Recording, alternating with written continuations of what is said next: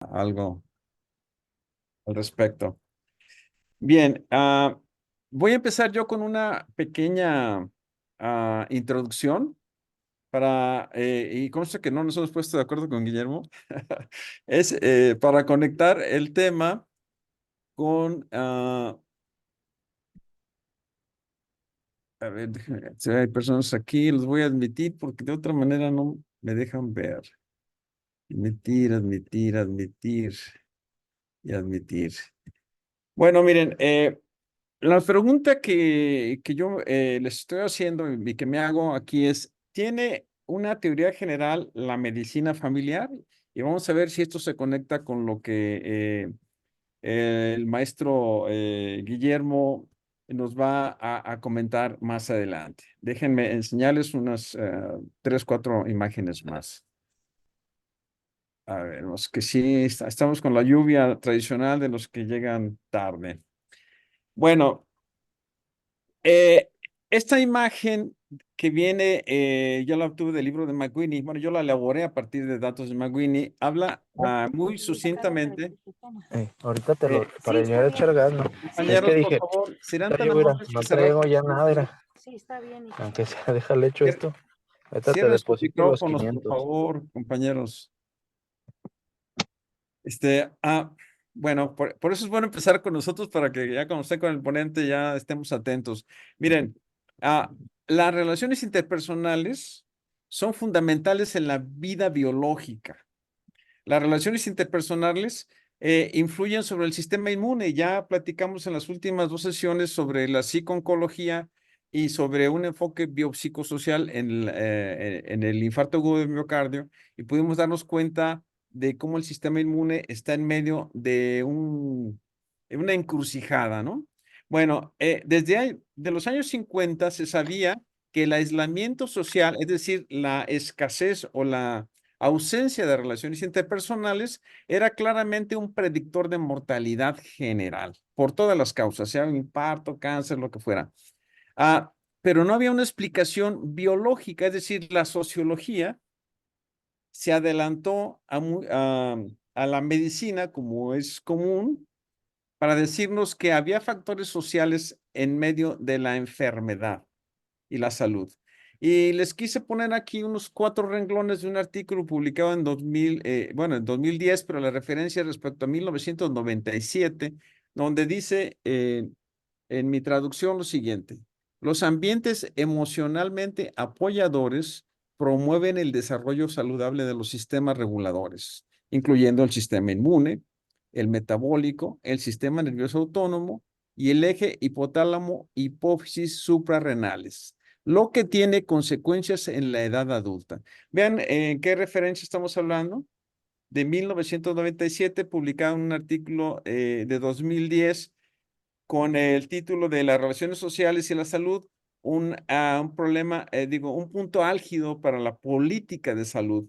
O sea, en otras palabras, en la ciencia, la sociomedicina, nos está diciendo desde hace bastante tiempo que las relaciones humanas son fundamentales a la salud y en la enfermedad. Entonces, bueno, vayamos al núcleo de lo que yo les he intentado decir el día de hoy. Ah, la posible teoría general de la medicina familiar sería la siguiente: es la teoría de la falla básica. ¿Y qué sería la falla básica? Es la disfunción estructural del individuo que implica al espíritu y al cuerpo, en proporción variable de uno y otro. Así podríamos decir entonces que hay más enfermedad mental o una patología franca, pero hay una alteración disfuncional, una disfunción estructural del espíritu y el cuerpo. El origen de la falla es la discrepancia entre las necesidades del individuo en su desarrollo, que es de lo que nos va a platicar el maestro Guillermo en un momento, y el cuidado y crianza que tiene disponibles. Y puesto esto en un esquema, que siempre una imagen puede más que las palabras, vean las flechas y ahí va el primero. El sujeto tiene una falla básica ocurrida en su desarrollo temprano. ¿Y cuándo es esa etapa? Una etapa de alta susceptibilidad ocurre desde los últimos 3 meses del embarazo hasta los 7 años. ¿Sí? Esto determina determina la cuantía de la falla básica y por lo tanto la susceptibilidad ¿a qué? A los agentes externos, sean bacterias, sean estrés psicológico, adversidades de la vida, ah, o sociales como la tremenda guerra, ¿no? Como la brutal situación que se vive hoy en el Medio Oriente, ¿no?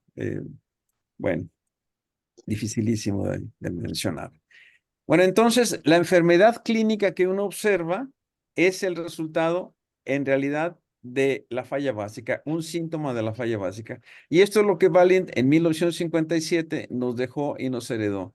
Pero volvemos al punto de que no había en aquellos años lo que hoy existe. El desarrollo de la neurociencia, entre otras, de la epidemiología de la historia de vida y otras más, que demuestran cada vez con mayor eficiencia que la teoría básica de la falla básica podría ser una explicación global y que podría darle muchísimos recursos al clínico para actuar. Y esto es todo lo que les iba a mostrar. Voy a dejar de compartir y ahora sí va a seguir, dejar de compartir y ahora sí sigue Guillermo. Adelante, te escuchamos. Perfecto. Muchísimas gracias, Ismael, además por dar esta introducción tan pertinente para el tema que vamos a hablar hoy. Les agradezco a todas las personas que están conectadas aquí. Muchas gracias por su atención. Una invitación muy agradecida. Le agradezco mucho al doctor Ismael darme este espacio que, pues bueno, para hablar de un tema en el que hemos compartido más de alguna vez a lo largo de estos 4 años. El doctor Ismael ha sido un gran compañero en varias experiencias enriquecedoras y alguno que otro desaguisado que suelen darse en los doctorados. ¿Verdad, Ismael? Sí, sí, sí, así es. Bien, pues miren, creo que me han escuchando. ¿Me escuchan bien ahí? Ya, porque tengo una idea clara de qué está pasando. Estamos. Bien, creo que ya no debo escuchar doble. Eh, el día de hoy quería hablar con ustedes sobre estrés en etapa temprana y el efecto neurodesarrollo porque me parece que es pertinente respecto a lo que dice Ismael sobre cómo nosotros entendemos esta correlación, esta interacción entre sistemas biológicos, interacciones sociales y psicológicas, y cómo muchas veces desde la psicología tenemos que problematizar algunas variables biológicas, seguramente desde la medicina familiar se tienen que problematizar algunas variables psicológicas para entender la cuestión que estamos tratando de atender. Eh, la relación entre la problematización biológica y la psicológica tiene muchos niveles y podríamos hablar desde muchas áreas. El área en que trabajo yo es esta de aquí.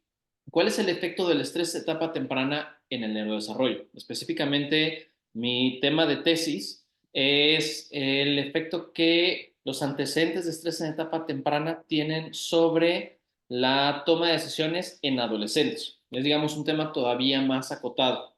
Como ustedes saben, luego, para que aprueben las tesis doctorales hay que tener temas muy minuciosos, porque de otra manera luego nos andan recortando variables. Y para mí este fue un tema que se volvió de interés, no necesariamente solo desde la perspectiva de investigación, sino a partir de mi experiencia clínica.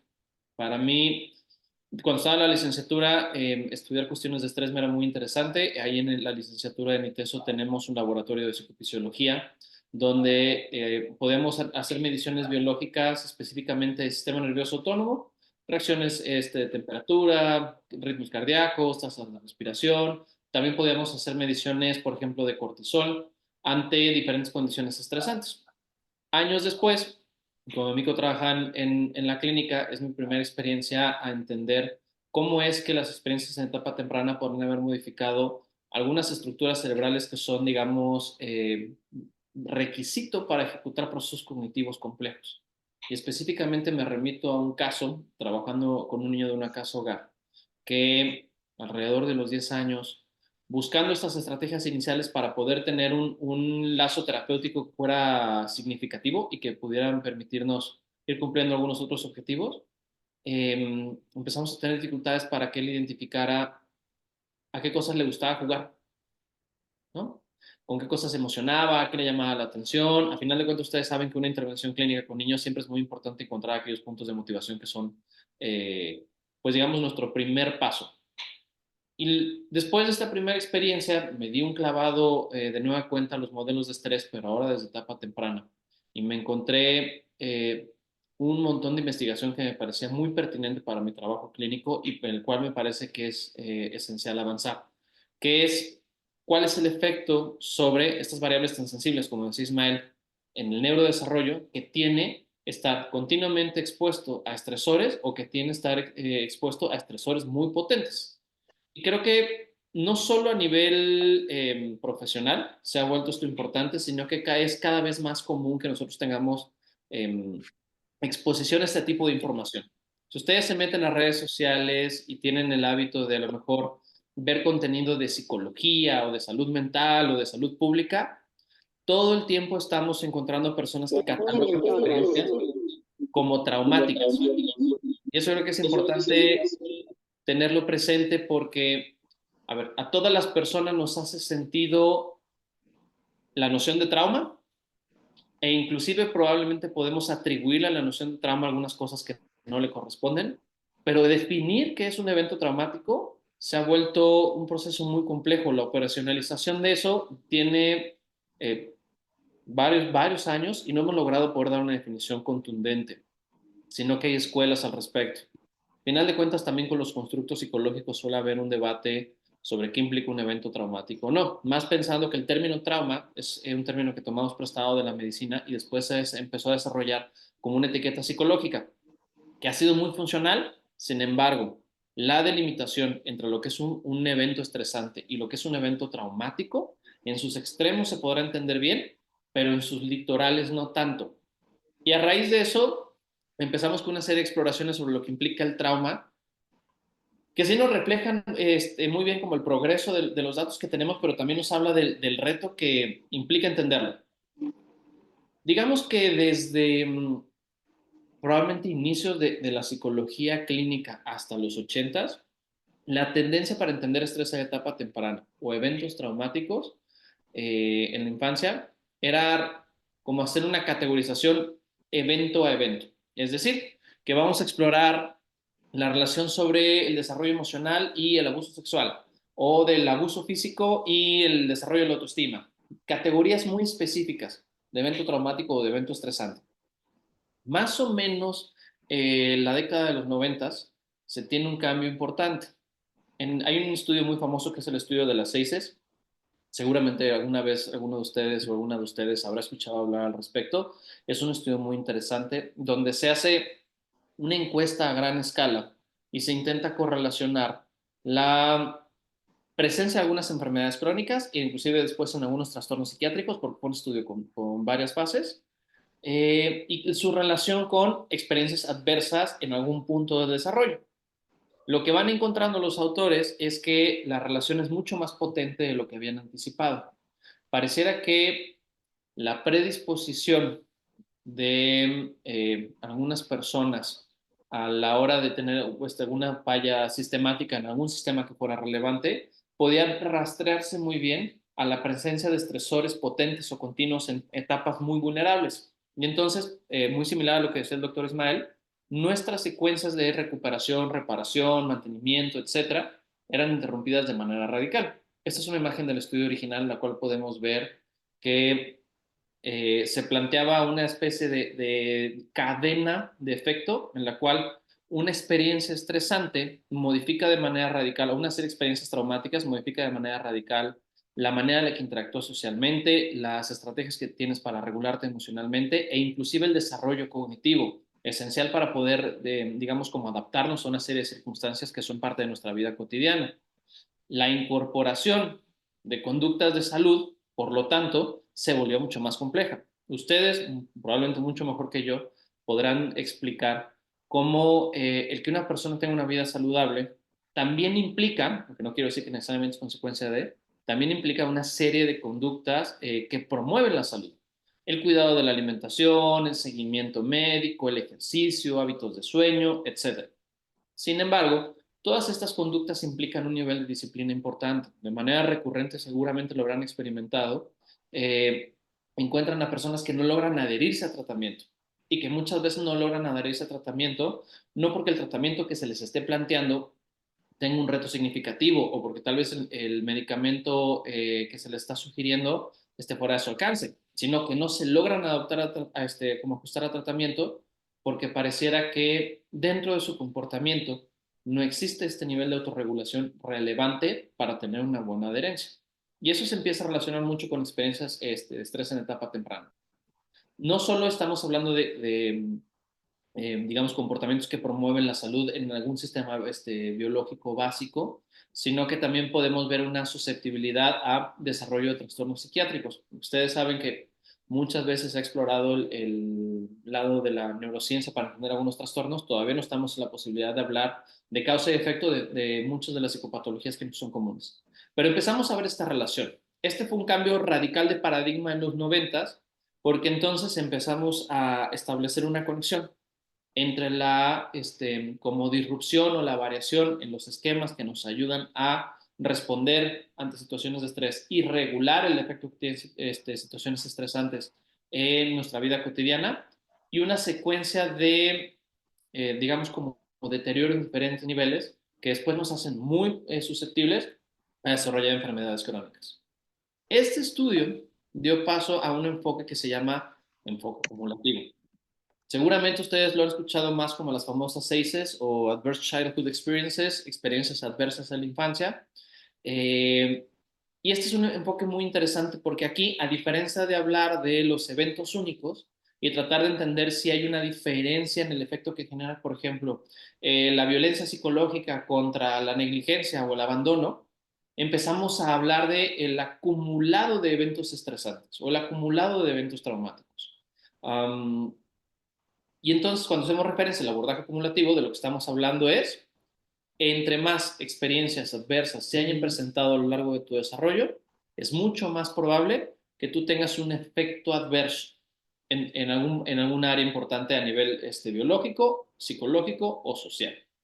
Es decir, si tú eres una persona que experimentó, por ejemplo, abandono y abuso sexual, tienes muchas más susceptibilidades o vulnerabilidades de tener un problema de salud en algún nivel después, en comparación a la persona que solo vivió violencia psicológica. Y la lógica tiene cierto sentido. Es decir, no tratamos de asumir que porque un estresor es diferente a otro en términos de cómo lo registramos conductualmente o cómo lo catalogamos a nivel de investigación, necesariamente van a generar una ruta de desorganización biológica o psicológica distinta. Mejor contemos cuántos eventos podemos registrar en la vida de una persona y sobre eso veamos si hay un efecto diferencial en el estado de salud. Este fue un enfoque que fue muy funcional durante muchos años, pero digamos como alrededor de 10, 15 años después de que se volvió esta la tendencia, empezamos a explorar que probablemente cuantificar como tal no estaba siendo la estrategia de análisis más precisa o más eficiente que hubiéramos esperado. Y a partir de ahí vienen otra serie de enfoques que me parece que son mucho más precisos. La diapositiva que están viendo ustedes es de la autora Katie McLaughlin, que es, digamos, como una de las investigadoras más importantes en el campo. Ella hasta hace poco trabajaba en la Universidad de Harvard, sé que recientemente se movió, pero no recuerdo exactamente a dónde, ahorita les checo el dato, pero ella, en conjunto con la doctora Margaret Sheridan, plantean una perspectiva diferente. ¿Qué pasaría si nosotros dejamos de entender el fenómeno de estrés en etapa temprana como un efecto de acumulado? ¿Qué podríamos entender si en lugar de estudiar todos estos estresores como bloque, hacemos una serie de categorías? No significa estudiarlos de manera individual, que eso sería regresarnos otra vez al enfoque de los 80s, pero sí que implicaría por lo menos encontrar algunos factores en común entre puntos de estrés. Y este artículo, según tienen la oportunidad de leerlo, me parece que es una aproximación bastante valiosa, porque lo que hace es justo eso. Vamos a plantear dimensiones de adversidad en la infancia, de estrés en etapa de la infancia, trauma en la infancia, que son términos que a veces se utilizan de manera indistinta y justamente tienen que ver con las dificultades para hablar de una taxonomía clara. ¿Qué pasaría si hiciéramos factores? ¿Qué encontraríamos? Y es ahí cuando damos pie al abordaje dimensional, donde el término de estrés en etapa temprana se vuelve mucho más común. El abordaje dimensional implica que dentro de todos los estresores que podremos encontrar descritos en la literatura como más allá de lo esperado, como una demanda convencional para un niño, vamos a poder hacer dos categorías, dos grandes categorías.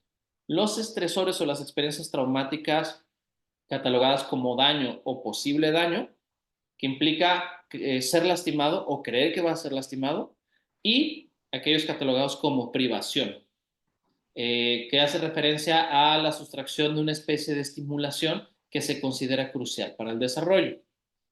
El uso del lenguaje luego a veces no nos permite hacer una categorización que sienta tan distinguible porque, claro que podríamos decir que, por ejemplo, un abandono lastima, ¿sí?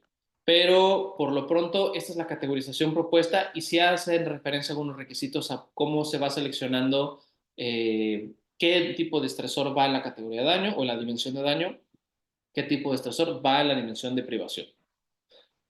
Es un enfoque que todavía es incompleto, sí. Creo que siempre es bien importante reconocer tanto los méritos como las limitaciones de cualquier teoría. Me parece que en términos de mérito nos ayuda por lo menos a explorar un efecto un poquito más diferenciado de estresores que nada más el enfoque acumulativo, porque creo que solo cuantificar, pues nos dice que el efecto del estrés está ahí, pero no podemos asumir que todos los estresores van a desarrollar la misma secuencia de desgaste o de efecto. Y creo que también nos permite hacer una discusión un poquito más a detalle de efectos diferenciales.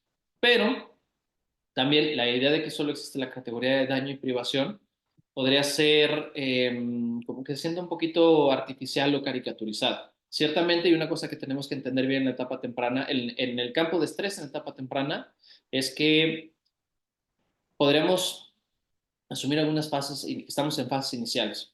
Yo tengo alrededor de casi 5 años intentando escudriñar qué es lo que implican estos fenómenos y me he encontrado muchas definiciones insatisfactorias de trauma, pero no me he encontrado una definición de trauma que me haga decir, bien, esta es una taxonomía perfectamente bien definida. Ya ahí yo les preguntaría, seguramente ustedes tienen representado lo que es un evento traumático. Si lo intentan definir, ¿les parece que su definición alcanza a separar bien lo que implica un evento traumático o lo que implica un evento estresante? Creo que ese es el reto. Inclusive de los libros de la doctora McLaughlin, la definición de estrés en etapa temprana, que a final de cuentas es una categoría de estrés que va más allá de lo que podría implicarse un reto convencional en algún punto del desarrollo, es cualquier tipo de estrés que esté por fuera de lo esperado para una etapa de desarrollo. Y aunque entiendo la necesidad de plantear una definición que por lo menos permita trabajar, a final de cuentas se sigue sintiendo como una definición bastante incompleta. Esto no es para desincentivar a nadie a leer esto, al contrario, yo más bien les diría, este es un campo que todavía tiene mucho espacio para crecer y que explica muchas de las cosas que vemos en la vida cotidiana y vemos en la clínica. Y tal vez un buen momento inclusive para hacer contribuciones en este campo. Creo que hay mucho espacio para trabajar aquí. Ahora, habiendo dicho esto, ¿qué es lo que sucede en el cerebro cuando las personas nos exponemos a puntos de estrés en etapa temprana? Como bien lo dijo el doctor Ismael, hay algunas etapas de vulnerabilidad que son muy evidentes. Ciertamente, 3 meses previo al nacimiento, este nacimiento, en los primeros años donde vamos a adquirir una serie de habilidades cognitivas y de regulación emocional, estamos ante puntos de vulnerabilidad importantes. Ciertamente los puntos de vulnerabilidad cambian en función del constructo psicológico o del fenómeno biológico que queremos entender. Seguramente han escuchado también del término de etapas críticas, ¿no? Y a veces creo que nos es muy claro cuando pensamos en una etapa crítica de una función bien definida como el lenguaje. Sabemos que el lenguaje suele presentarse en cierto momento y consolidarse en otro momento, y más o menos alrededor de primer año, año y cachito, esperaremos empezar a ver la aparición de las primeras palabras, y alrededor de 3, 4, 5 años el progreso de un vocabulario muy sofisticado. Sin embargo, hay una serie de fenómenos psicológicos que no pensamos desde etapas críticas y que muchas veces nos es más difícil conceptualizar así. Si yo les dijera, consideran que ustedes tienen la misma claridad respecto a la etapa crítica del lenguaje en contraste con la etapa crítica de la toma de decisiones, a lo mejor no solemos pensar en la toma de decisiones como un proceso que se va desarrollando y que tiene un momento de mayor sensibilidad y un momento de consolidación. Lo mismo podría decirles de los sistemas de estrés. Ahorita, bien decía el doctor Ismael, hablaba del eje HPA. el eje hipotálamo pituitario adrenal, o en otros lados le dicen el HHA, el eje hipotálamo hipófisis adrenal. ¿Cuáles son las etapas críticas madurativas? Las conexiones suelen ser más efectivas ¿en qué etapa? ¿En qué momento se desarrollan los circuitos de retroalimentación negativa? Esas son cosas que luego nos van abriendo un montón de preguntas. Aquí yo les pongo una imagen muy básica que me parece que ayuda a medio a tamañar algunas diferencias, pero si se fijan estamos hablando de 3 dimensiones importantes. La dimensión sensorial y la sensoriomotora, la dimensión del lenguaje, el corteza parietal y temporal, que no solo participa en el lenguaje, sino en otros procesos complejos, y también las etapas críticas que por lo menos hasta este momento alcanzamos a identificar con corteza prefrontal, funciones cognitivas complejas, usualmente asociadas a las funciones ejecutivas. Ahora sabemos que las funciones ejecutivas no solo requieren de una buena corteza prefrontal, sino que hay otras redes que participan. Pero fíjense entonces, aquí tenemos los meses, y aquí lo tenemos ya como por años. Vean nada más la línea amarilla, el periodo de vulnerabilidad que implica, ¿no? Es decir, que en este periodo los estresores podrían incrementar la probabilidad de que nosotros no desarrollemos de manera eficiente una serie de funciones cognitivas complejas como el control de impulsos, la planeación, la flexibilidad, la memoria de trabajo, que por supuesto que pueden tener un efecto en nuestra vida. Si nosotros asumimos que si cuidamos a una persona, digamos, hasta los 8, 9 años en un entorno muy contenido y después ya habrá recursos suficientes para lidiar con el estrés, tal vez estamos dejando de lado que la vulnerabilidad, dependiendo del fenómeno que queremos entender, se extiende. Y les digo, aquí son 3 líneas, pero si empezáramos a hablar de periodos vulnerables, dependiendo del fenómeno, podremos hacer una lista de cientos de cosas. Por ejemplo, sabemos ahora que hay un periodo vulnerable para el desarrollo de sistemas parasimpáticos antes del nacimiento. Usualmente los últimos 2 meses, las últimas 6 semanas de la gestación son cruciales para que las vías, las rutas parasimpáticas logren una mielinización adecuada. Cuando esto no sucede, la respuesta parasimpática podría atenuarse y eso participa de manera significativa en la autorregulación de respuestas de estrés y demanda. No les quiero decir que todas las personas que sean 7 mesinas, 8 mesinas son más propensas al estrés por sí mismo, pero sabemos que una inmadurez del sistema parasimpático, claro que podría favorecer respuestas de tensión. Ahora, dentro de los múltiples sistemas que pudiéramos nosotros pensar que pudieran tener algún efecto significativo sobre, más bien, que puedan estar afectados de manera significativa por estrés en etapa temprana, voy a hacer referencia a algunos que la doctora McLaughlin con su equipo eh, exploraron haciendo una revisión, una conjunción de estudios de imaginería estructural y funcional, porque me parece que son circuitos que son de lo más relevante tanto en el campo de la salud mental y fisiológica. Entonces, si alguien luego tiene oportunidad de leer este artículo, es un artículo extraordinario. Si alguien me lo quiere pedir, con mucho gusto se lo mando. Primero que nada, lo que vamos a ver aquí en estas imágenes, para poder darle contexto, es una categorización de la conjunción en lo que se encuentran los estudios. Primero, vamos a ver en la primera columna, los efectos para los estudios en los cuales solo se tuvo una muestra de personas que tuvieron experiencias de estrés, experiencias adversas categorizadas como daño. Perdón, experiencias de estrés en etapa temprana categorizadas como daño. En la segunda columna, estudios con personas que solo tuvieron experiencias estresantes en etapa temprana de la categoría de privación. Y en la última columna, los mixtos. Ahora, una de las grandes críticas que se le hace al enfoque dimensional es que realmente se vuelve muy complicado tener este tipo de muestras. Es decir, personas que sufrieron trauma en la infancia, pero solo del tipo de daño o posibilidad de daño, contra solo del tipo de privación. ¿Por qué?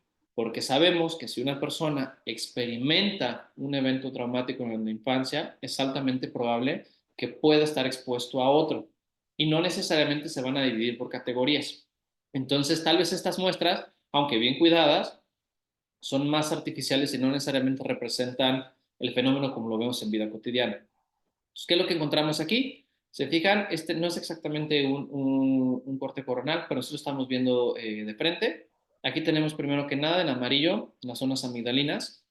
Y lo que nos dice estos estudios es que por lo menos en el 66% de 6 estudios, alrededor de 4 de 6, vamos a encontrar que las personas que estuvieron expuestas en la infancia a situaciones de daño o posible daño van a tener un volumen negativo a nivel amigdalino. ¿Qué significa esto? Que probablemente el desarrollo amigdalino se vea atrofiado y especializado. Estamos nosotros acostumbrados, creo que, a pensar en el estereotipo de que las amígdalas participan de manera significativa ante la respuesta de miedo y enojo. Y esa, digamos, era una versión con la que durante mucho tiempo operamos. Ahora sabemos que las amígdalas más bien reaccionan a información que consideramos relevante y que tiene una connotación emocional, pero no es específicamente un centro de enojo o un centro de miedo.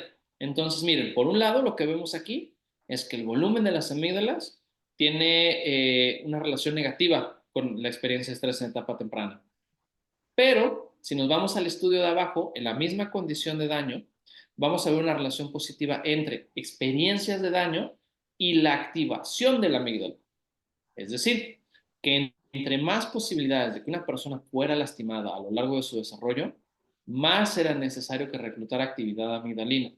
Probablemente la actividad amigdalina, como ustedes saben, favoreciera la implementación de estrategias de escape o estrategias de evitación a través de la mediación simpática y a través de la mediación por respuesta hipotalámica.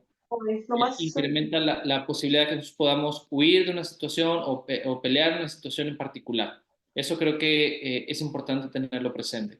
Si se fijan, cuando nos vamos a la condición de privación, sí pueden ver mi cursor, ¿verdad? Porque si no se me hace que yo me la he pasado señalando algunas cosas a lo burro. Sí, sí se ve tu cursor. Ah, qué bueno, menos mal. Si se fijan, si nos vamos a esta segunda condición, pareciera que la relación entre la exposición a estrés en etapa temprana y tanto el volumen amigdalino como la actividad amigdalina varía. Lo mismo sucede con el enfoque mixto. Ahora, en este panel de acá, lo que vamos a ver es la relación entre el volumen de una zona crucial para la regulación emocional, que es la zona prefrontal medial, y la presencia a situaciones de daño. ¿Qué es lo que sucede acá? Pues ya págale. Lo que esta gráfica nos dice es que entre más situaciones que implican la posibilidad de daño o más experiencias de daño, el volumen y la estructura, la integridad de la estructura de la corteza prefrontal medial se reduce.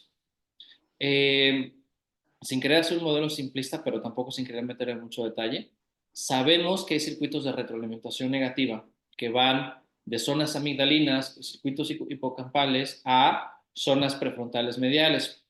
Y que mucho de lo que nosotros experimentamos como el fenómeno de regulación emocional, esta capacidad para destensar algún punto de malestar a través de alguna estrategia cognitiva, toma como prerequisito el que pueda haber una buena conexión entre zonas frontales, prefrontales mediales y zonas temporales mediales.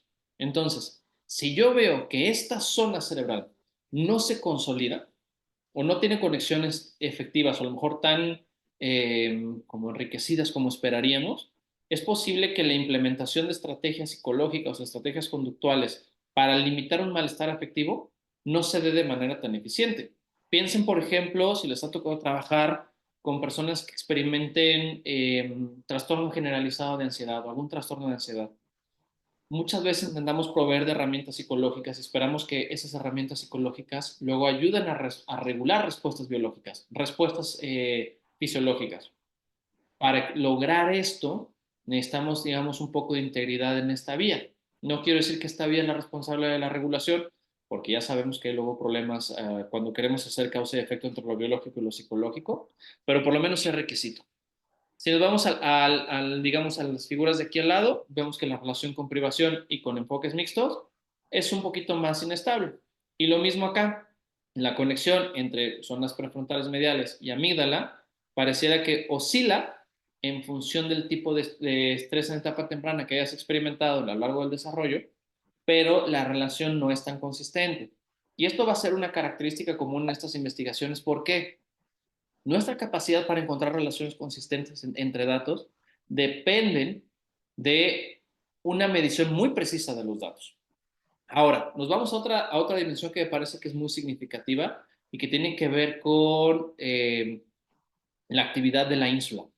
La ínsula es este propuesto escondido quinto lóbulo, que todavía no es un quinto lóbulo oficialmente, pero eventualmente lo va a llegar a ser porque cada vez le atribuimos más procesos, encontramos que la estructura es muy distinta a lo que vemos en las zonas parietales y temporales aledañas y mucho tiene que ver con por lo menos nuestra comprensión de algunos fenómenos psicológicos.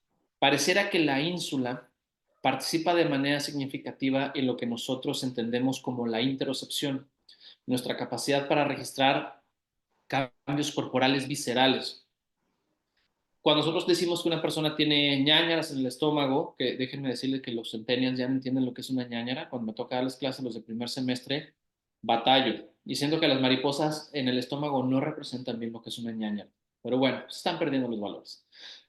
Cuando nosotros sentimos de repente que el corazón se nos va a desbordar, cuando sentimos que de repente tenemos tensión muscular, cosas por el estilo, una parte de eso se registra como actividad interoceptiva. Nosotros no necesariamente vamos a poder hacer un registro de varias actividades viscerales con un nivel alto de precisión. Nosotros solo sentimos malestar, o sentimos presión, o sentimos desesperación, pero no podemos saber exactamente cómo contribuye cada una de estas estimulaciones internas a ese fenómeno global. Lo que podemos ver, y seguramente, de nuevo, también lo han vivido, se han trabajado con las personas que padecen de ansiedad.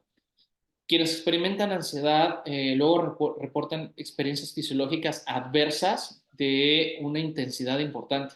Esta sensación de presión que se siente muy ambigua y que es difícil saber exactamente cómo enfocar. ¿Qué sabemos aquí?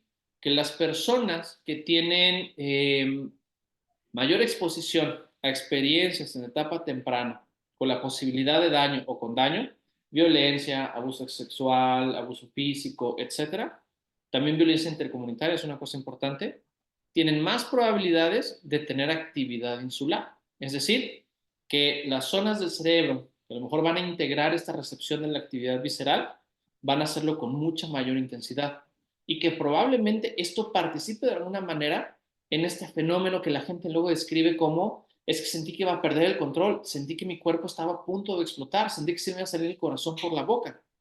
El continuamente estar expuesto a situaciones de estrés en una etapa temprana del desarrollo sensibiliza la actividad insular para prestar, o como digamos, para amplificar las reacciones corporales, por lo menos por un momento. Voy a brincar un poquito más rápido porque creo que ya que se me acaba el tiempo. Pero luego tenemos también otras zonas que son cruciales para un montón de procesos psicológicos complejos como los hipocampos, aquí descritos de manera verde, señalados de manera verde. Lo que vamos a ver es que las personas que presentan tanto exposición a amenaza como a privación son más propensos a tener un volumen hipocampal reducido.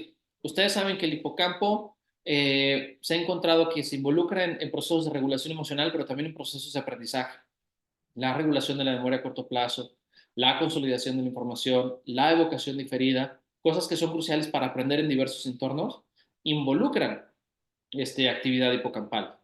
Si nosotros estamos expuestos a situaciones de estrés en etapa temprana, pareciera que tanto de daño como de privación, aunque el enfoque mixto no necesariamente es tan claro,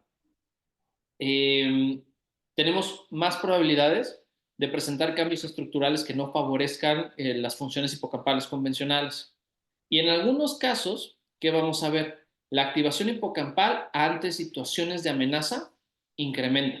Es decir, que nuestro hipocampo no solo reduce volumen, sino que es altamente probable que se especialice ante, digamos, como el procesamiento de estímulos que implican un nivel de riesgo en algún sentido. Pero si se fijan en el panel C, esta gráfica de aquí, aunque tenemos pocos estudios que lo avalan, y por eso les digo que es un campo cada vez más importante, vamos a ver que la actividad del hipocampo ante situaciones que implican retener, memorizar, como lo que hacemos en entornos académicos, se reduce de manera significativa. Si alguna vez les ha tocado trabajar con personas que tienen algún diagnóstico similar a trastorno bipolar, tipo 1 y tipo 2, además de la sintomatología de orden emocional, los problemas de autorregulación, también sabemos que hay un reto significativo para el aprendizaje. Y me parece que la relación entre el panel B y el panel C podría ser una explicación bien interesante al respecto.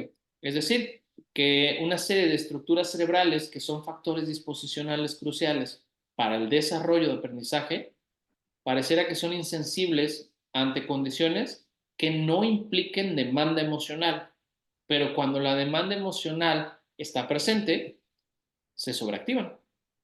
Entonces empezamos a tener un poco de contexto sobre la respuesta diferencial. Este panel de aquí, voy a volver un poquito más rápido con este. Este me parece que es muy interesante, pero la relación también es compleja. Pareciera que en condiciones de daño, la conexión entre corteza prefrontal y hipocampo se intensifica, aunque en condiciones de negligencia y en condiciones mixtas vemos la relación opuesta. Y es posible que el repertorio conductual que requerimos para lidiar con posibilidad de daño contra el que requerimos para privacidad también recluta redes neurales distintas. Y ahí la propuesta de McLaughlin y Sheridan empieza a verse un poquito más avalada, tomando en cuenta que faltan muchos datos para poder lograrlo. Pero es decir, que ante estresores diferentes tenemos respuestas diferentes. El último panel que les quiero enseñar es este de aquí, ya para no robarles un poquito más de tiempo.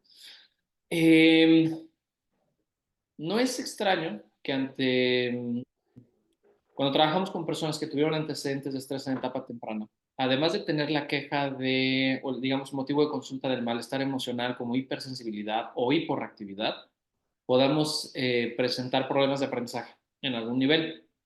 Pareciera que algunas de las redes neurales que son cruciales para procesos de aprendizaje, además de lo que les mostré del hipocampo, también presentan una actividad, digamos, como atípica o, digamos, distinta a lo que vemos con las personas que no han tenido tanta exposición a eventos estresantes. La corteza dorsolateral prefrontal es una región, es una subdivisión de la corteza prefrontal que sabemos que está involucrada en procesos muy complejos, como la atención sostenida en particular, y que hay efectos diferenciales entre si es hemisferio izquierdo y hemisferio derecho. Y también sabemos que participa en la integración de información multimodal.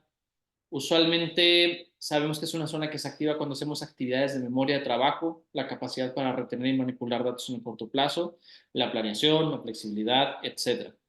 Se fijan, con amenaza encontramos que la estructura de la corteza prefrontal dorsolateral tiende a estar, digamos, afectada de manera parcial.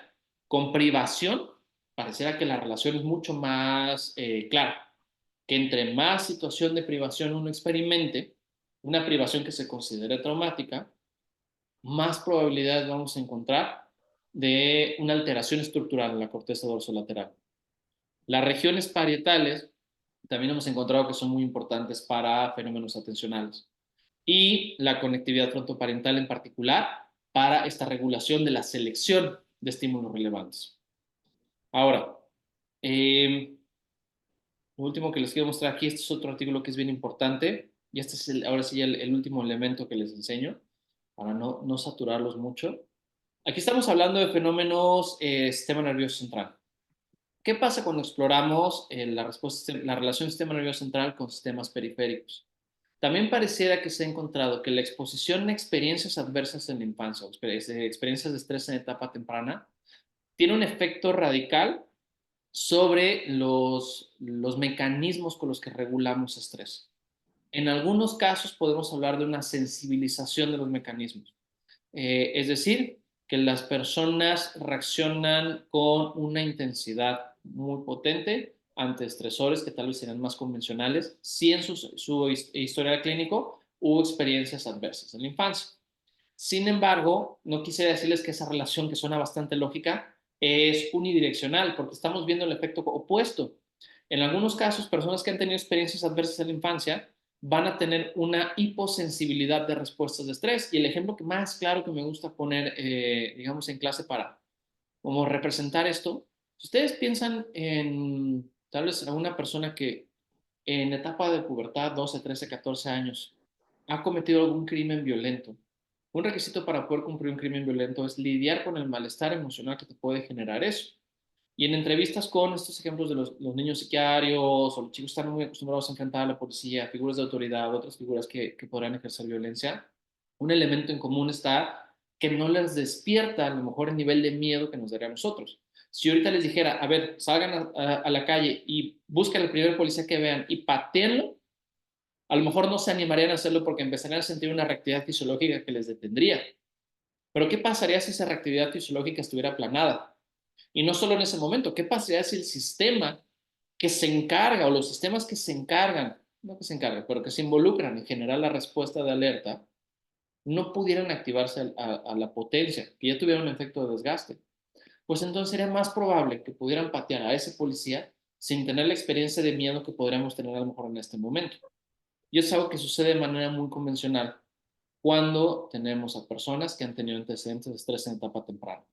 Ya sea que los sistemas de alerta o se regulan a la alza, entonces hay hipersensibilidad, o se regulan a la baja. Y entonces son menos reactivos. Si les parece bien, creo que ya les enseñé muchos cerebritos de colores. Voy a parar aquí para tomar preguntas. Creo que vamos bien de tiempo. ¿Sí, Ismael? Sí, vamos bien. Si quieres, hay un comentario acá en el chat. Perfecto. ah, Te lo comunico y después tú dirás si le sigues platicando de otra cosa.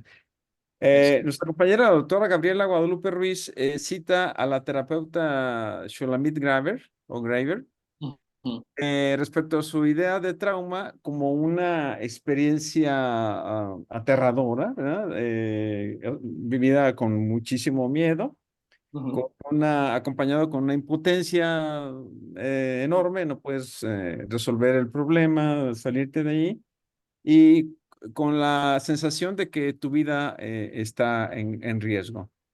No nos pregunta nada, nomás hace el comentario y bueno, ¿qué dices al respecto, Guillermo?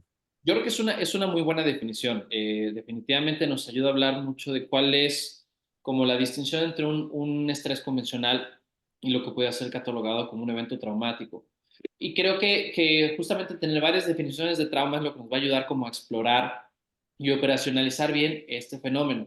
Pero muchas veces lo que vamos encontrando es una dificultad para pasar de una buena definición a una buena operacionalización. En la definición de la doctora, de la terapeuta Graver, creo que probablemente si quisiéramos un registro de lo que es un evento traumático, tendríamos que necesariamente tener información sobre la interpretación subjetiva que una persona le da a un evento.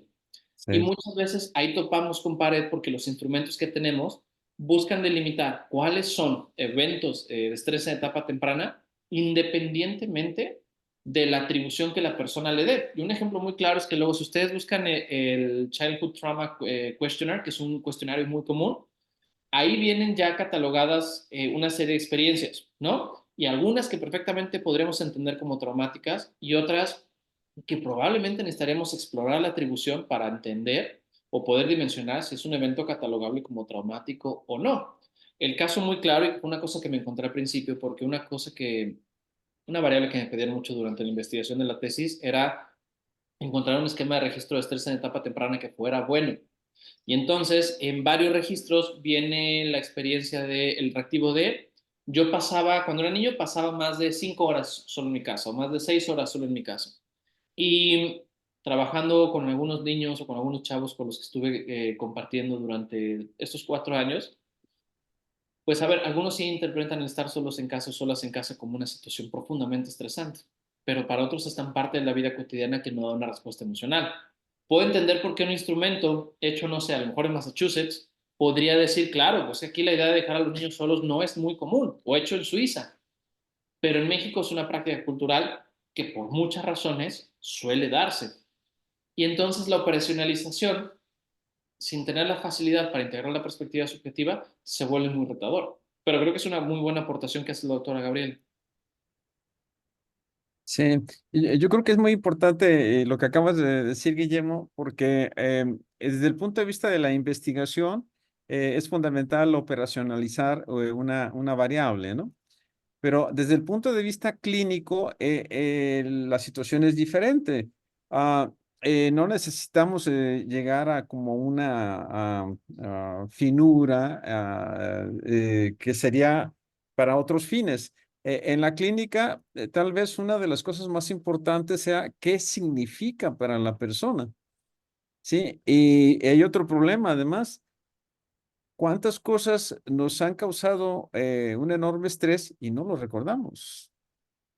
No está también. en nuestra conciencia. El terror aquel desapareció, no lo tenemos presente, lo hemos borrado. Entonces, el asunto es bastante complejo, como bien ha dicho Guillermo, y creo que vale la pena que abordaras tú un poco más sobre esta cuestión ah, de cómo esos cambios estructurales que están claramente asociados con, que tú nos has señalado, por ejemplo, esas amígdalas hiperactivas, Ujú, ah, y otros cambios estructurales que mencionaste en la ínsula, por ejemplo, ¿no? En esa misteriosa parte del cerebro, la ínsula. La diferencia de conectividad en el hipocampo, todos son cambios estructurales en la microarquitectura y están indudablemente asociados a la historia de adversidad. ¿Se ha comparado esto con los sujetos, vamos a decir, que no recordamos algún trauma? ¿Hay diferencias estructurales, Guillermo? Suele haber algunas diferencias estructurales, pero usualmente los paradigmas de investigación no suelen ser tan contundentes y tan consistentes. Sabemos, por ejemplo, que en términos generales, el haber experimentado un evento traumático modifica nuestra capacidad para ejercer, digamos, como control sobre un recuerdo, porque hay un efecto nocivo de, saben ustedes, uno de los sistemas de respuesta del eje HPA es el cortisol. Y nosotros tenemos sistemas de retroalimentación negativa en los hipocampos que ayudan a que cuando tenemos un nivel de cortisol elevado, que ya está en las inmediaciones del sistema nervioso central, tenga, digamos, como un circuito de freno. Cuando el hipocampo registra la presencia de cortisol o se registra en el hipocampo, empieza un circuito de retroalimentación negativa a través de interacciones o conexiones con el hipotálamo que disminuye la presencia de cortisol, o tendría que frenarlo. Pero cuando la respuesta de cortisol es muy intensa, ese círculo de frenado no va a funcionar de manera significativa. Y entonces muchas veces podemos tener una disrupción de procesos de memoria o de regulación emocional asociadas a eventos profundamente estresantes o traumáticos. Eh, Esto podría ser mucho más probable o mucho más posible en personas con antecedentes de estrés en etapa temprana. No va a ser solo dependiente de la intensidad del estresor, sino también en qué momento de tu vida lo encuentras y cuáles antecedentes tenías con esto. Sin embargo, creo que todavía falta mucho camino para recorrer para poder decir estos son los efectos contundentes y bien delimitados. Muy bien. No hay ninguna pregunta en el chat, así que abrimos las preguntas a mano alzada. Si gustan, compañeros, yo aquí puedo ver si alguien desea levantar la mano. Mientras alguien se anima, le pregunto a Guillermo, en tu esquema y en la teoría de Valent de la falla básica, bueno, hay muchas coincidencias. Una de ellas es que en los últimos meses del embarazo hay momentos importantísimos. Tú señalabas aquello de la conexión del sistema nervioso autónomo, ¿no? Las Uh -huh. vías. Sí, ya sabemos que incluso en el feto, en lo que se llama teoría de la programación fetal, puede haber hipertrofia de las fibras del simpático dentro de los ganglios del sistema linfático, lo cual marca de por vida una estimulación muy potente del sistema nervioso autónomo al sistema inmune. Entonces, ¿tú qué dirías respecto al estrés? Y ya hay una mano levantada de Gabriela después de eso. El estrés en el embarazo, ¿cómo afectaría a un feto en las últimas semanas? Creo que es una excelente pregunta y como bien decías, inclusive como desde una perspectiva clínica, si empezamos a registrar este tipo de cosas, empezamos también a ver cómo aparecen algunos patrones. Para mí siempre es muy importante cuando estoy haciendo una historia clínica, particularmente cuando está tocando trabajar con un niño o con un adolescente, saber si hubo alguna complicación durante el embarazo, incluyendo la presencia de estrés. En teoría, el feto es un sistema biológico que tiene que adaptarse a las circunstancias en las que se desarrolla. Y la adaptación va a variar mucho en función de el estado de estabilidad de la madre. Sabemos ahora que a veces la presencia de cortisol puede generar un efecto diferencial porque no es, digamos, como que la placenta va a poder separar siempre las señales de cortisol que de la madre vienen al feto. Y no solo eso, los imbalances que podrían ser autonómicos también generan un efecto diferencial. y sí podemos a lo mejor empezar a explorar por medio de estas líneas cuáles son patrones de ajuste diferencial en personas que vinieron de, eh, digamos, como un proceso de embarazo que estuvo libre de estresores fuera de lo común contra una persona que estuvo expuesta a estresores de manera recurrente, porque desde ahí podemos empezar a hablar de una respuesta de hiperalerta de adaptación a la demanda. Claro, y una cosa que es bien importante, no tenemos muy buenos procedimientos para registrar estos cambios. Una por la naturaleza del embarazo y la manipulación del feto, y dos, porque nuestra conceptualización del estrés, digamos como que todavía de manera muy torpe se traslada a las situaciones en las cuales no podemos poner contribuciones, atribuciones psicológicas o hacer mediciones conductuales muy sofisticadas. Entonces, pero creo que sí hay una relación importante, solo que necesitamos una operacionalización del estrés diferente específicamente para esa etapa. Muy bien. Importante lo que has dicho. Entonces, Gabriela, adelante. Muchas gracias. Buenas noches a todos. Excelente ponente a ambos. Y yo lo que quiero dar de aportación es compartirles un caso clínico que queda a este tema, tanto como la falla de Balin básica en la infancia, así como el estrés en el neurodesarrollo, para que puedan ahorita entre ustedes ponentes darme algunas sugerencias de cómo continuar el abordaje. Es una paciente de 61 años, viuda, que la pasan por tener 4 meses de historia de náuseas, vómitos y diarreas que no puede tolerar el alimento. Ya ha sido vista en gastroenterología con múltiples médicos familiares y me la pasan al servicio de gerontología el que yo atiendo. Ahí me entero que ella empieza a tener como un cuadro de depresión que ya su médico que me la refirió empezó a detectarlo. Sin embargo, al abordaje con el método clínico centrado en el paciente, encontramos que recientemente sufrió la pérdida de su hijo, que murió después de tener un VIH. Su hijo era homosexual, pero realmente eso no le preocupaba, era su mejor amigo, no tenía conflicto con eso ni nada. Pero al hacerle ver que eso era parte de la depresión, ella reflexionó que no, que al parecer no, sino que meses antes tuvo un conflicto al parecer con la familia de origen, en donde se sintió abandonada y rechazada y no la dejaron ir a ver a su madre biológica, porque ella vivía con otras personas cuando fue niña. Y cuando empezamos a ayudarla interrogando, haciendo preguntas y análisis, ella me confesó: doctora, es la primera vez que le voy a decir esto a alguien, pero es que yo siento depresión desde niña. Y yo le dije: ¿cómo que desde niña? ¿Qué te pasó? ¿Desde cuándo? Dice: pues prácticamente desde el día que nací. Y yo me quedé como desencajada. ¿Cómo que desde el día que nací?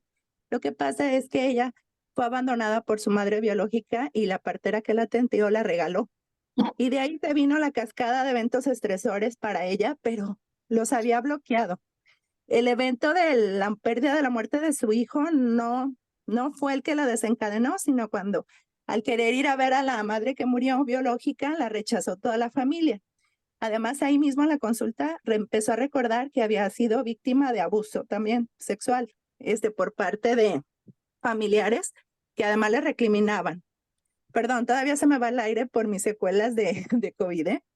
Y total que bueno, hicimos en esa única consulta que apenas la conozco, va a venir ella en 2 meses más, la relación pues de ese estrés acumulado y también el estrés del desarrollo desde el embarazo, del rechazo, del abandono, en cuestión que el detonante hizo que ahora ya no tolera la comida, a lo mejor como un signo de que no es ella merecedora de amor o de alimento. Y empecé a manejarla así y a darle tareas. ¿Qué opinan? Gracias. ¿Cómo ves, Guillermo? Ya nos pusieron un super caso aquí.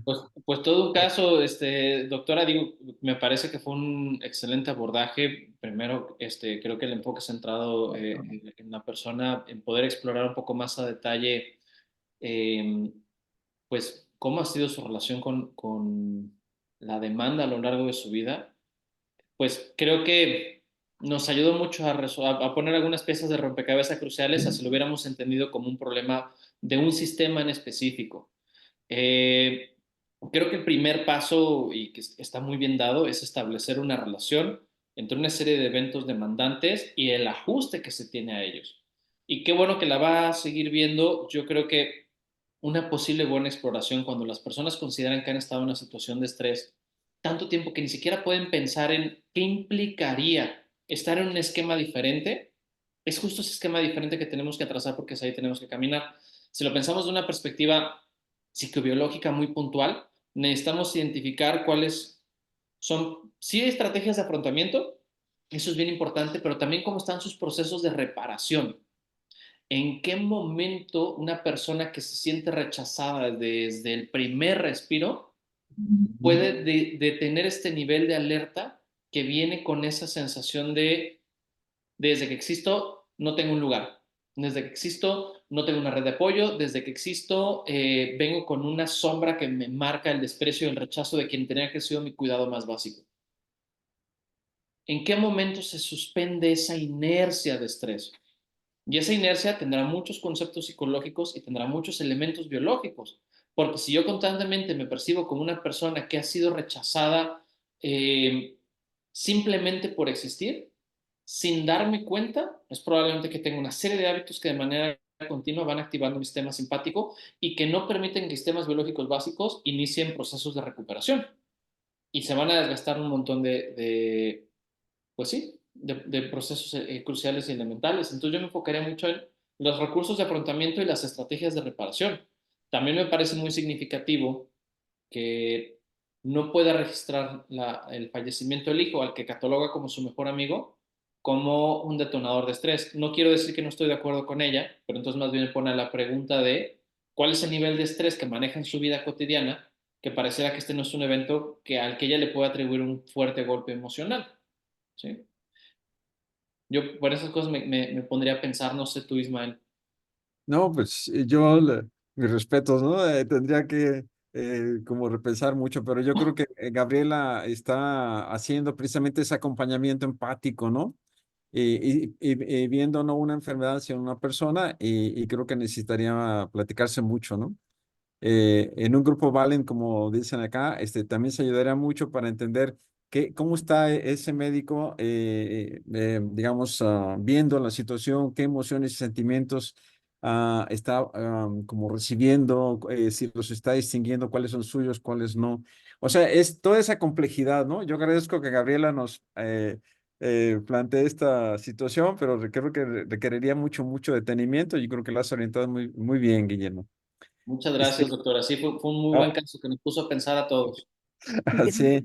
Oye, pues aquí te felicita Janet Martínez y dice que este tipo de información es importante que se difundiera en las personas en edad reproductiva. Pues ya ves, los médicos familiares son muy prácticos, ¿no? Entonces decimos, no, es que esto pues había de llegar acá, ¿no?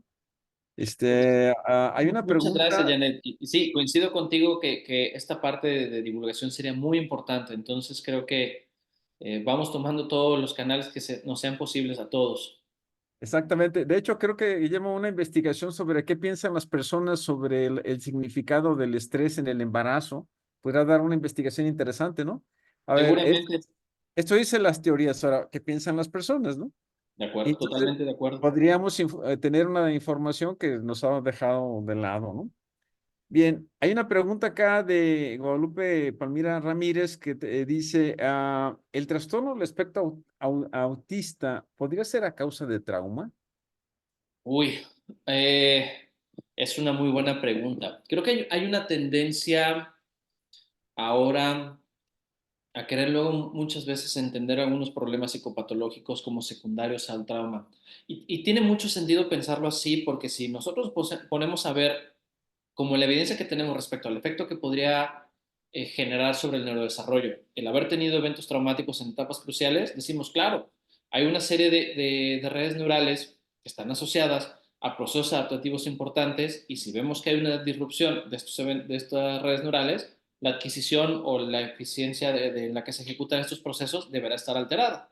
Y si sabemos que muchas veces la manera en la que diagnosticamos algunas psicopatologías tiene que ver con síntomas que explican algunas limitaciones de adaptación, podríamos hacer esa relación. Yo creo que no sería necesariamente un factor causal. Es posible que a lo mejor hay algunas cosas dentro del espectro que pudieran acentuarse con condiciones de estrés. Es decir, por ejemplo, me parece que los intereses restrictivos en una persona con el espectro podrían ser más intensas si además de estar la manifestación del espectro hay un entorno estresante, un entorno traumático, porque a veces también los intereses restrictivos funcionan como una autorregulación de la incertidumbre, pero no lo plantearía como causa. Lo que sí creo que podría suceder, Guadalupe, y que me parece que hay líneas de investigación interesantes, es que las personas con trastorno del espectro autista muchas veces experimentan retroalimentación negativa de muchos entornos y de manera que es poco cuidada. Y sabemos que las personas que están en el espectro muchas veces implementan estrategias como el famoso masking, que luego tiene una carga emocional demandante y que luego es altamente probable que personas en el espectro tengan algunas comorbilidades como ansiedad, depresión, algunas que son menos comunes como algún problema del espectro de la esquizofrenia o trastorno límite de la personalidad. Entonces, tal vez el estrés en etapa temprana podría favorecer la presencia de estas comorbilidades. Bien, bien.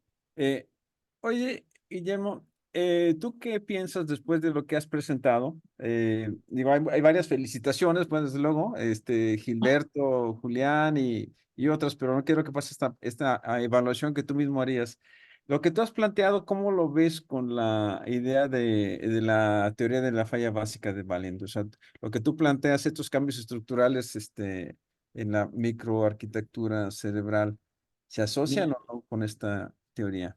Yo creo que sí, y creo que como en algún otro momento me lo alcanzamos a platicar en algunas clases, tú me corregirás si me equivoco, creo que muchas veces lo que nos permite la investigación en el campo de estrés tal vez es entender un poquito de las cadenas con las cuales se podría corroborar lo que planteaba Valiant originalmente, ¿no? Es decir, Ujú. tendremos una serie de indicadores que provendrán de la teoría de Valiant, pero ahora que vamos teniendo tal vez herramientas que nos permiten hacer registros psicofisiológicos más puntuales, podemos hacer cadenas más finas.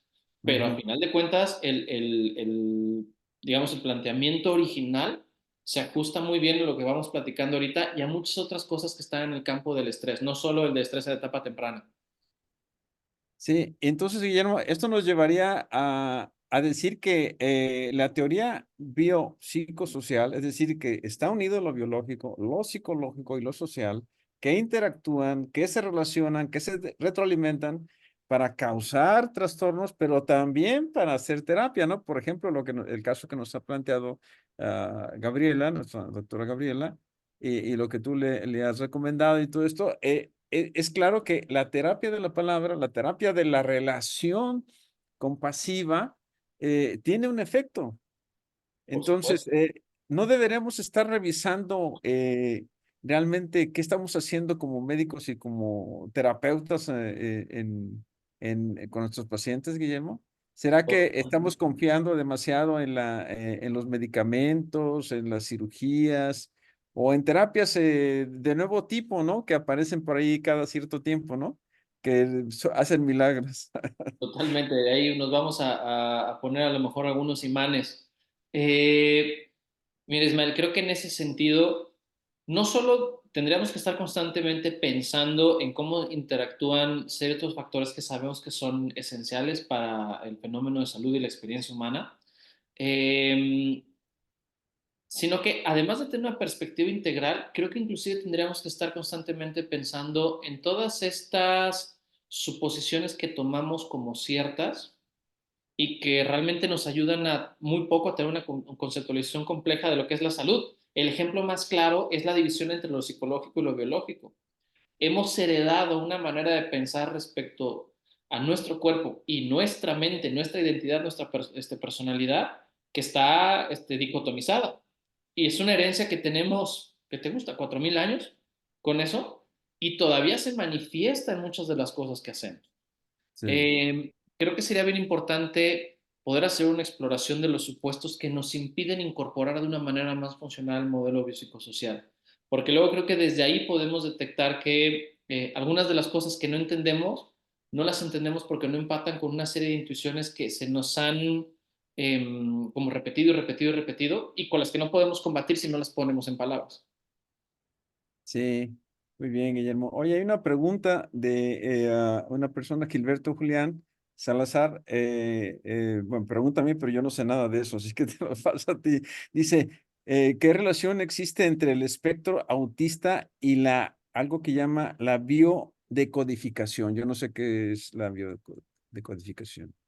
Gilberto, creo que te lo voy a quedar a deber yo porque tampoco, solo he escuchado mencionar la biodecodificación, pero no conozco el paradigma bajo el que trabaja. Pues le debemos la respuesta. Muy bien. Pues estamos cerca del final y en nuestro programa está que, bueno, el ponente haga un cierre. A ver, ¿qué te parece esta presencia, este tour que nos has brindado, Guillermo? ¿Qué piensas?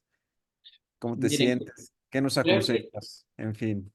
creo que una cosa que es bien interesante, como en este campo, usualmente cuando pensamos en el área de neurociencias, pensamos como en los grandes procesos neuropsicológicos o neurológicos, a veces pensamos mucho en el sistema nervioso central y cosas, fenómenos como lo cognitivo, cosas en esa línea, pero me parece que entender también el entrelace de lo biológico y lo psicológico en la experiencia del estrés desde este punto de intersección que es la afectividad, nos puede dar muchas pistas para la clínica.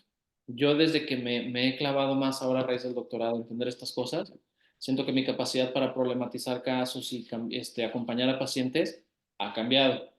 Yo quisiera pensar que he mejorado, pero no quisiera irme tampoco tan lejos. Pero creo que vale mucho la pena el estrés como una introducción a un replanteamiento de lo psicofisiológico o lo neuropsicológico.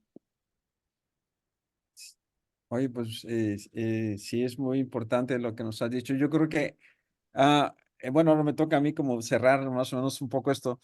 En mi experiencia como médico familiar durante pues, más de 40 años, yo llegó un momento en que me di cuenta que estaba equivocado. Es decir, yo tenía teorías que imponía sobre la realidad, peor, instrumentos que no tenían nada que ver con la realidad y solo podía resolver los problemas de las heridas, los traumatismos, el de la hipertensión que se le andaba desbotando y se la bajo, etcétera, etcétera, ¿no? En urgencias durante muchos años. Cuando fui descubriendo poco a poco que la relación médico-paciente tiene un papel importantísimo, no dejamos de lado la parte técnica, ¿no? Aplicar bien un medicamento, un anestésico, etcétera, etcétera, desde luego. Pero me di cuenta que mi papel era aprender de las personas, de los pacientes, de lo que pensaban, de lo que creían, de sus significados. Y ahora que entré al doctorado, todo esto me ha servido mucho más, ¿no? Porque he confirmado muchas cosas. Entonces, yo les diría a mis colegas que las ciencias actuales, la medicina familiar, que es una intersección entre muchas de ellas, desde la biología molecular hasta las neurociencias, etcétera, apenas empiezan a dibujar una nueva visión del ser humano. Las enfermedades durante mucho tiempo las pensamos que eran resultado de ciertas conductas, estilos de vida las llamamos, e insistimos en que había que cambiar, ¿no? Pero resulta que hay mucha historia detrás de los estilos de vida. Porque una persona fuma intensamente, bueno, no es muy difícil encontrar que hay una gran historia de ansiedad y muchas veces hay estas historias que nos has platicado.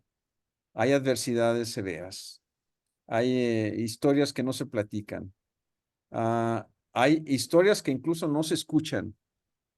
El médico familiar es el que debía de escuchar y frecuentemente dice, le está hablando a alguien sobre una situación grave.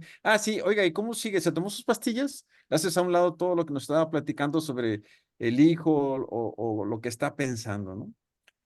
Entonces yo agradezco enormemente esta oportunidad, Guillermo, que desde la psicología nos informes que pues el cerebro, el sistema nervioso central, no solamente el cerebro, sino las conexiones con el resto del cuerpo, es un proceso extremadamente dinámico y que está influido poderosamente por lo que ocurre en los últimos meses del embarazo, Y no solo durante la infancia que vimos, porque ya vimos que muchas de las habilidades cognitivas, operacionales, digamos, de ejecutivas, como llaman ustedes, ¿no? Planeación y demás, o que ocurren después de los 10, 14, 15, 20 años, se pueden ver alteradas. Entonces, es posible que encontremos a muchas personas con dificultades en el aprendizaje que está relacionado con circunstancias que vivieron en su infancia. Y eso nos ayuda mucho a comprender en lugar de a juzgar. Y Totalmente de pues acuerdo, Ismael. así Totalmente de acuerdo. de veras, mis compañeros están contentísimos con lo que nos has platicado. Muchas Y, gracias. Muchas pues, gracias pues por sí, la invitación. dinos un adiós, Guillermo, para... Muchas gracias a todas las personas que se conectaron. Espero que esto Y les haya... antes de que te vayas, te vamos a entregar tu constancia. Ah, perfecto. Muy bien. Adelante, compañeros, por favor, entreguenle su constancia a nuestro ponente. Claro que sí, deje compartir pantalla, Doc.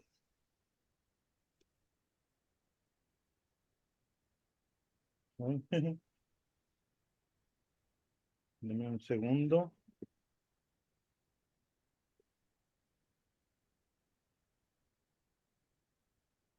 Un segundito, ¿eh? La foto, jóvenes. Ahí va Foto. primero la consola, espérame. A ver, fotografía también. Sí, Sí, sí, sí. claro, la foto del recuerdo. Me hubieras dicho, Ismael, yo en estas greñas y tú poniéndome a tomar fotografías. Sí. Ya la visualizan ahí, ¿verdad? Ya. Bueno, Adelante. aquí que la Asociación Médica de Jalisco y el Colegio Médico AC y el Colegio Jalisciense de Medicina Familiar AC otorga la presente constancia al maestro Guillermo Vega Oceguera por su participación como ponente en el tema efectos del estrés en etapa temprana sobre el neurodesarrollo, como parte de la sesión mensual del programa de capacitación médica continua realizada hoy, 5 de abril del año 2024, en la ciudad de Guadalajara, con un total de 2 horas crédito. Firma el doctor Carlos Castillo Retes, de la Comisión Científica, y el doctor Ismael Ramírez Villaseñor, presidente del colegio. Muchas gracias, maestro. Una excelente ponencia y tienen las puertas abiertas de nuestro colegio para cuando desee regresar. Muchas gracias. Les agradezco mucho a ustedes la invitación y toda la disposición. Y no te vayas porque sigue la foto. Ahora sí sigue la foto. Si pueden habilitar sus cámaras, compañeros.